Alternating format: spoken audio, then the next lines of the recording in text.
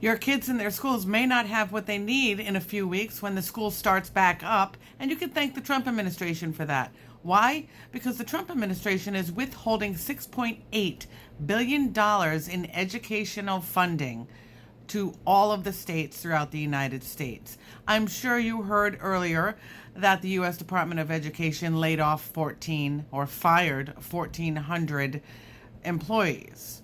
Well, they're also withholding allocated funds that should have already been sent to the states for this upcoming school year, $6.8 billion worth. Well, now 24 states and Washington, D.C. have all stepped up and are suing the Trump administration over this, saying what they're doing is illegal and unconstitutional. Now, this $6.8 billion worth of federal funds for education, what is that for? Well, it was money that was already allocated by Congress. It's for the upcoming school year of 2025 to 2026. It's for elementary and secondary schools. It's for programs like art, music, mental health services, physical education, technology.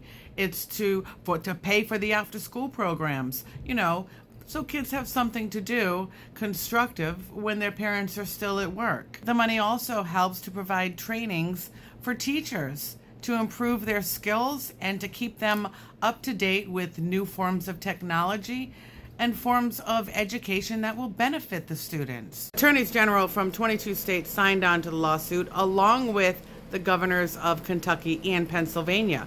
Now, the lawsuit is accusing the Trump administration of illegally withholding these funds. Why?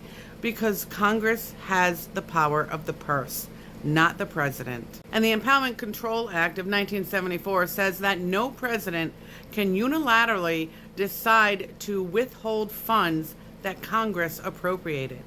Now, this lawsuit was taken before a federal judge in Rhode Island, and they've asked the judge to order the release of these funds immediately, as they were supposed to be released on July 1st.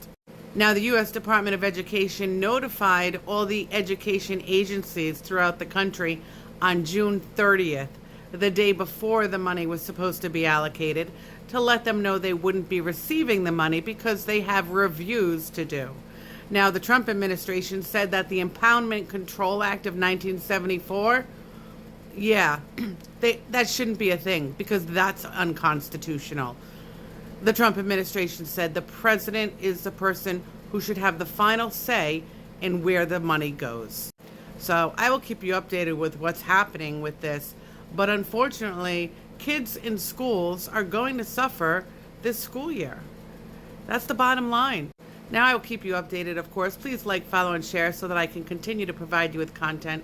And I appreciate you being here.